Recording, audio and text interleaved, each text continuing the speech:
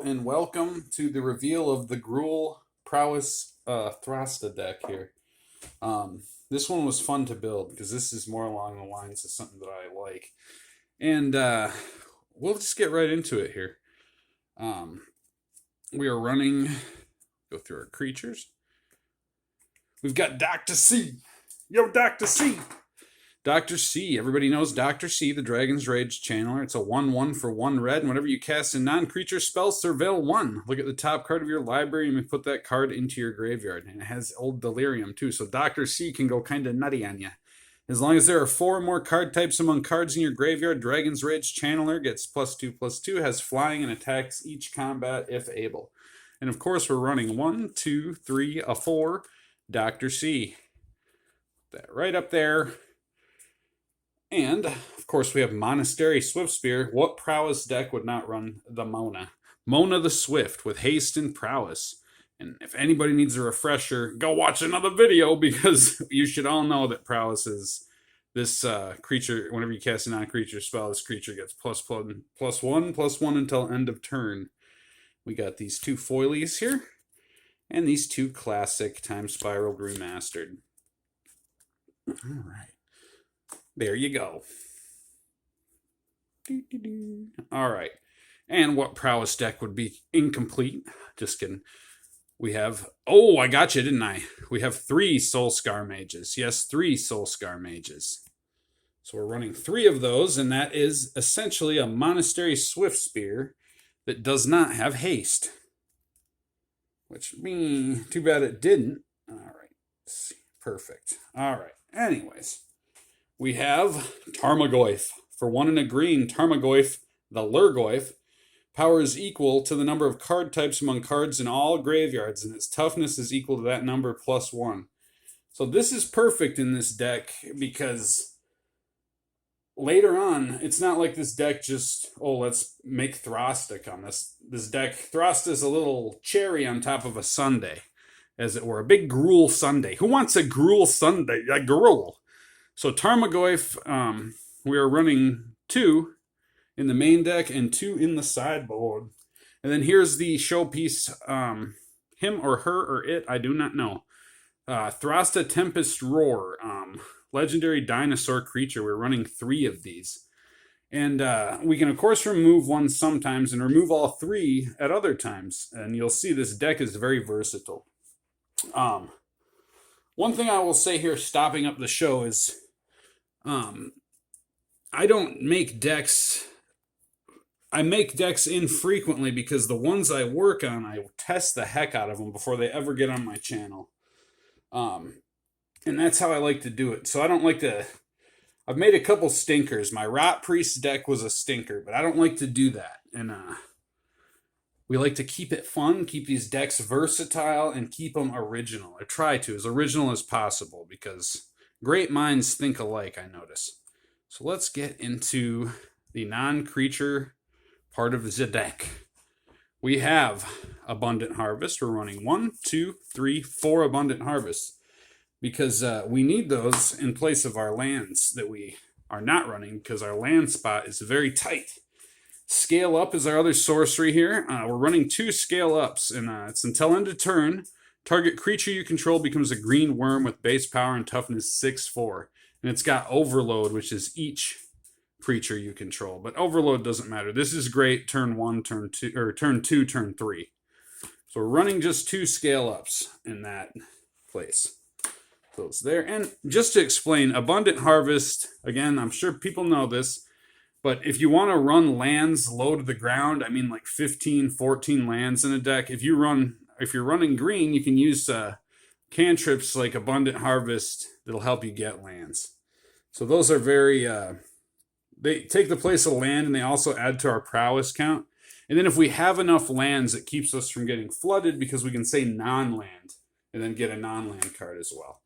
So that being said, we have Light Up the Stage. It's got a spectacle cost, and that's what we're always looking to pay here.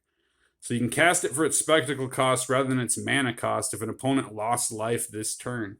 Exile the top 2 cards of your library. Until the end of your next turn, you may play those cards. Very useful to us just to keep it rolling through here. And that's very great that play those cards. So if you didn't get a land drop and you end up playing this and you get a land, that's a good thing. 1, 2, 3, of course, 4. All right, now for some of those free instants. What free instants are we talking about?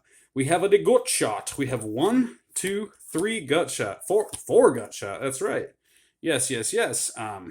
We were liking this, and we like this better than Lava Dart. It was a hard cut, honestly. Like, I like Lava Dart in here for obvious reasons, but I went with the 4 gut shot because it's not like you have to pay life for this all the time. And I just found it to be way more versatile in the deck. Being able to, if you know what you're going to do with it, being able to pay the cost of life when is applicable and to pay with mana when you should. So I like that, honestly. And it was a hard cut. So we have Lightning Bolt. Lightning Bolt deals 3 damage to any target. Nobody runs this. I've never seen this card. I don't know why anybody doesn't run this. It's crazy to me. I'm like the only one that knows the secret. And we're having a 1, a 2, a 3, a 4. Of course we are, right? 4 Lightning Bolts. Perfect. All right. We've got Mutagenic Growth. Grab the rest of these cards up here. So we have Mutagenic Growth. One of my favorite cards ever printed in Magic. It really is. Target creature gets +2/+2 until end of turn. You can pay that. If anybody doesn't know this, you can pay with either green or 2 life, and that's Phyrexian mana. 4 of those. And here is a golden pig in the deck. Manamorphose. So for 1 and either a red or a green, add 2 mana in any combination of colors to your mana pool and draw a card. I cannot say enough how great this is in the deck. 1, 2, 3, 4. You could actually go a little more Thrasta-esque in the deck and maybe add Pyretic Ritual or Desperate Ritual as well. But that's not what this seeks to do. This is more of like a grindy mid-range prowess deck, I guess you'd call it. So we got Mishra's Bauble for one of our free artifacts. We got 1, 2, 3, 4, of course. All right. And getting into the lands, it's very scant. Like I said, there's 14 lands. We have 1 Arid Mesa, 1, 2, 3 Copperline Gorges. We have a forest, Phyrexian Forest, so we can fetch it out really easy with these weird prints, right? We got 1 Phyrexian Mountain. We have Stomping Ground. We have 1, 2, 3, 4 Stomping Grounds. And Wooded Foothills as our fetch land playset of 1, 2, 3, a 4.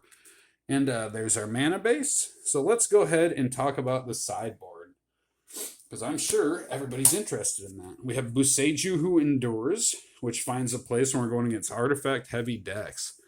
We got 1, 2 Boseiju Who Endures. Where should we put that? Where's a place for Boseiju? Right there. Okay.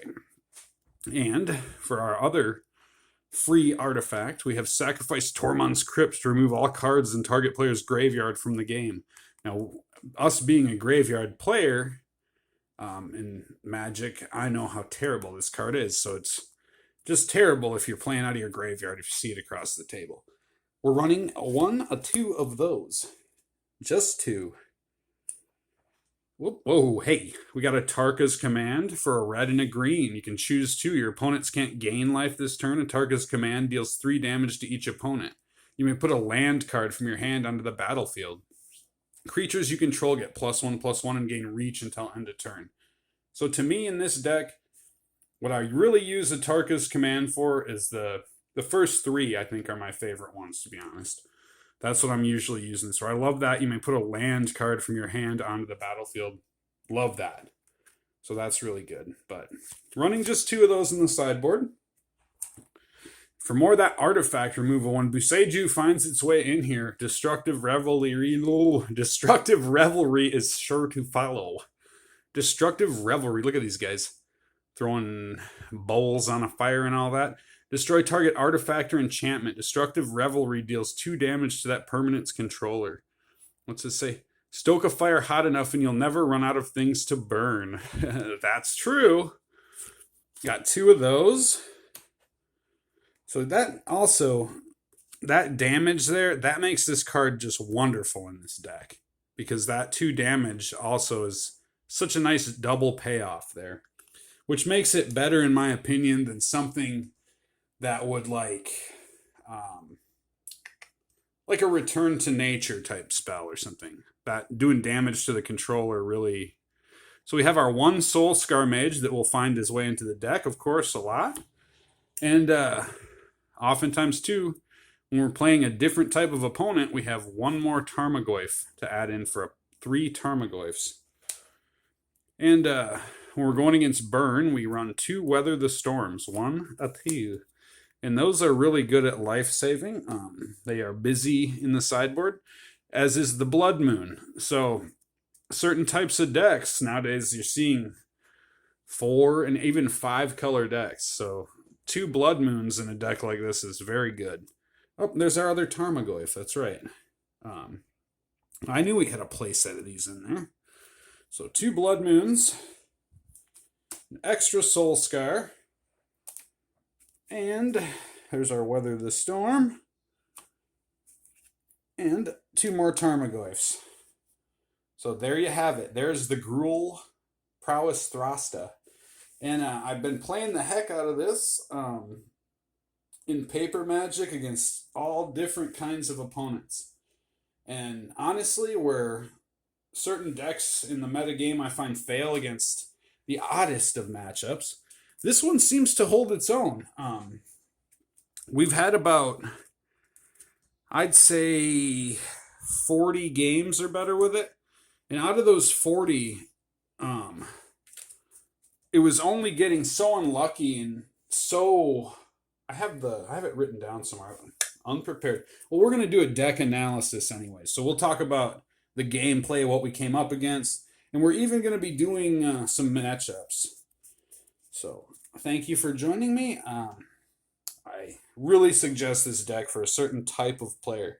And it's really refreshing after playing the Rot Priest for months and playing that Storm. To play something like this, it is refreshing. And to have it win, too, and be able to deal with these decks where this deck really takes people off guard. It seems like a Gruul Prowess or an aggro at first, but then when you can play a turn 2 Thrasta, that is just a beautiful thing. And out of the games we played, the turn 2 Thrasta was not at all something that wasn't a thing that happened a lot. Not always turn 2, of course, but turn 3 or turn 4. All right, there's one. But there's a few other cards I tried in here, like Assault Strobe, which gives target creature double strike. I tried a play set of those. I tried 2 of them and then tried using them with this. But that's just not... It's nice. And if we had room for it somewhere, I'd say that for a nice budget addition to a deck like this, Assault Strobe. But in this, I think not. I think... Even scale up, like these 2 slots for scale up right here, you could, there's definitely like options, put it that way. But I think with removal and dealing with things, these lightning bolts and these gut shots are really good at dealing with any problems that come up. Searing Blood is actually a card that, I'll get it here, I think I got it right here for another project we're working on here. Oh, there's Assault Strobe, if anybody wants to see. Target creature gains double strike until end of turn. Where are you? Oh, Searing Blood, right here. So it's 2 red, but Searing Blood deals 2 damage to target creature. When that creature dies this turn, Searing Blood deals 3 damage to that creature's controller. So value-wise, honestly, like, this may find its way into the sideboard, and it's definitely going to find its way into another deck I'm working on right now. So this play set of these, I don't think a play set might necessarily be the answer for a deck, but I think that a couple of them certainly would not be something to frown on. And yeah, that's it. I appreciate you guys joining me. As always, we don't make a lot of decks on this channel, and it may seem like redundant, but like we say, we do things a little different here. And we like to make decks that we try them out. And this one so far, it's early. It's been just a few weeks. However, it has my seal of approval where I want to show it on the channel. So that being said, that is a special thing, I guess, in itself, is it made the cut, so to speak. And despite living in the monkey world that we live in, being Ragavanville, I think with the removal you see in the current gameplay, the interaction you see, this deck really takes your opponent off guard. The decks that aren't suspecting this kind of opponent are taken off guard. And I'm at 15 minutes. So in the next video, join me for video 2. We'll show some of the win cons. We'll show the turn 2s. We'll do a little gold fishing, and it's going to be really fun. So join me, and thanks again. I'm going to try to get more content out. I've been super busy, insanely busy, in fact. However, I am definitely hoping to take more time to do some of this, and I'm working on getting us some more top-down gameplay. So thank you, and I'll see you on the next one.